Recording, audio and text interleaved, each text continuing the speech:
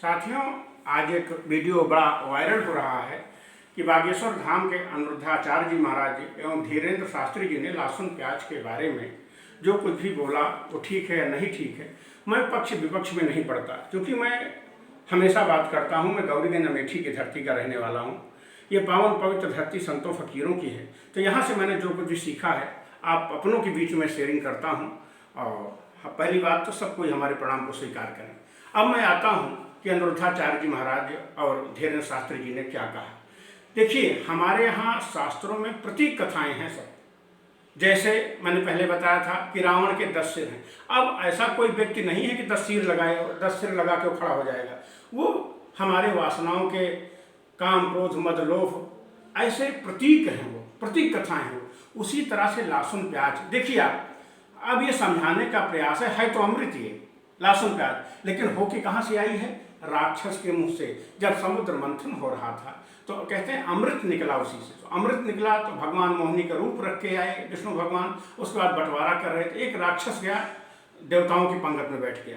अब देखिए, सूर्य चंद्रमा ने इशारा किया तुरंत भगवान ने चक्र सुदर्शन सर काट दिया, लेकिन अब अमृत पी चुका था, वो तो अमर हो गया। लेकिन वही बूंद जो है टपक गई धरती पे, तो प्याज लहसुन बन गई।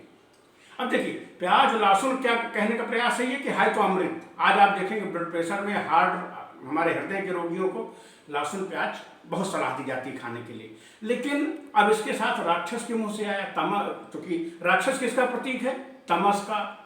महिष खाए कर मदिरा पाना, गर्जा बजरा घास समाना, कुंभकर्ण के बारे में है।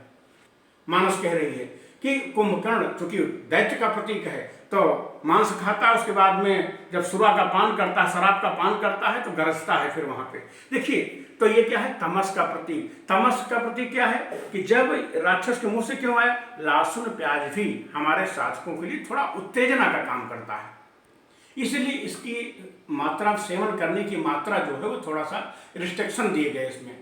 उसको बताया गया कि इस तरह से आपको सेवन करने हैं जब आप साधना कर रहे हैं। जैसे आप नवरात्र 9 दिन साधना कर रहे हैं, योग, आप योग की तरफ बढ़ रहे हैं, चेतना ऊंचाई चढ़ रहे हैं, तो थोड़ा सा उसमें सावधानी बरतिए। ये इसका कुल कहने का अर्थ है। लेकिन हमारा मन का पागलपन, एक पक्ष में एक विपक्ष में, आज चलन हो गया है। मुर्गा लड़ाई, तीतर लड़ाई तो पुराने समय में होती थी, लेकिन अब चूंकि हमारा मीडिया का जमाना है, कम्युनिकेशन का जमाना है, बड़ा हाई फाई हो गया, तो कुछ दो लोग पक्ष में, दो विपक्ष में, और लड़ाई चल रही भयंकर रूप से। लेकिन मैं हमेशा कहता हूँ, किसी ने माला जपी, किसी ने जान लिया, सहारा जिसको भी जो मिला उसी ने उसको थाम लिया। अजब का हाल था हरसू नकाब उठने पे, किसी ने दिल को तो किसी ने जिगर को पकड़ के थाम लिया। मंदिर जाओ या मैं खाना, जीवन रह जाता अनजाना, अथ बोधम शरणम गच्छामि।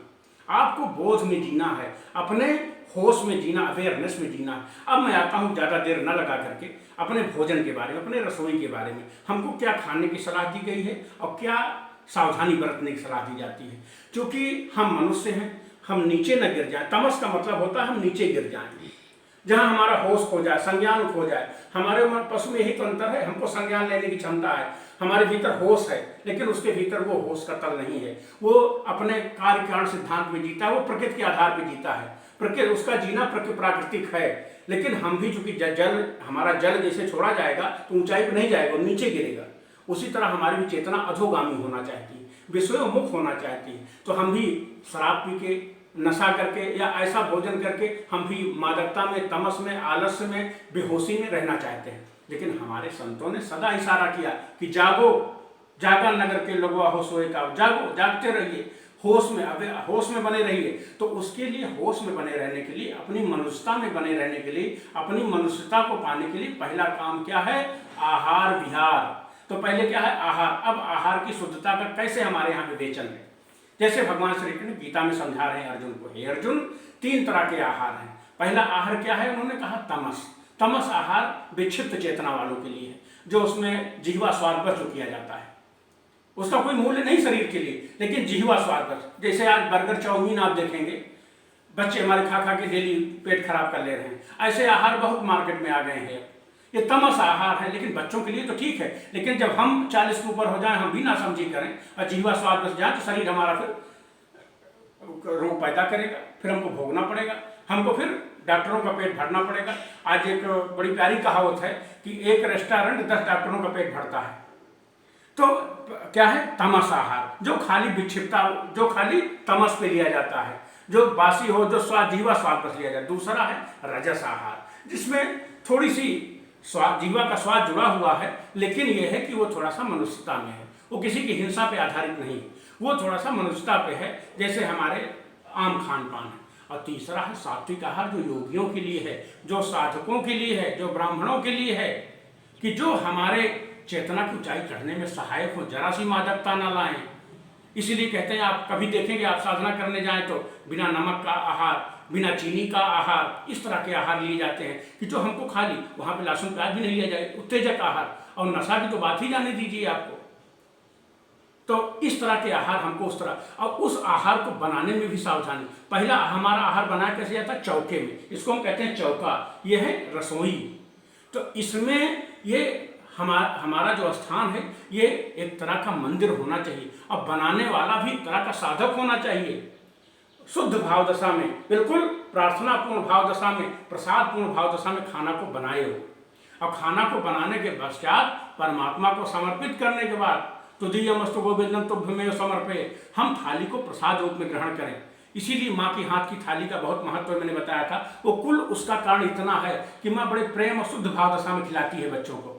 आज हम तथाकथित हमारे यहाँ तो हम रसोई रख लिए हैं अलग अलग ला करके, ऐसा कहा जाए सर्वेंट के रूप में, कि हमको कुकिंग की सेवा दे रहे हैं, लेकिन नहीं, ये इसके लिए हमारा भारतीय जो हमारा दर्शन आपको नहीं निर्देश करता। वो कहता है कि आप जो आहार कर रहे हैं, अगर आप मनुष्यता की आप ऊंचाई पे चढ़ रहे हैं, चेतना की ऊंचाई पे चढ़ रहे हैं, तो आप ऐसा करिए जो प्रार्थना पूर्ण ढंग से आपको खूब सात्विकता पूर्ण मनोदशा में खाना बना सके, उसी को आप उससे खाना बनवाइए, और उसके बाद प्रसादपूर्ण ढंग से भोजन को ग्रहण करिए। और भोजन कैसा हो हमारा?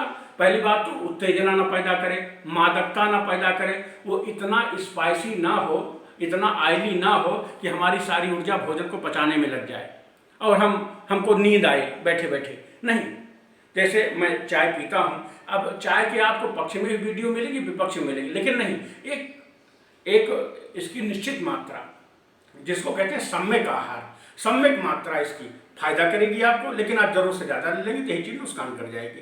तो एक सम्यक, जैसे हम जो कृत कर रहे हैं, जैसे हम कोई मेहनत वाला काम कर रहे हैं तो कैलोरी हम ज़्यादा ले सकते हैं भोजन की। आज तो हमारे यहाँ आधुनिक युग है, हम सब कुछ जान सकते हैं।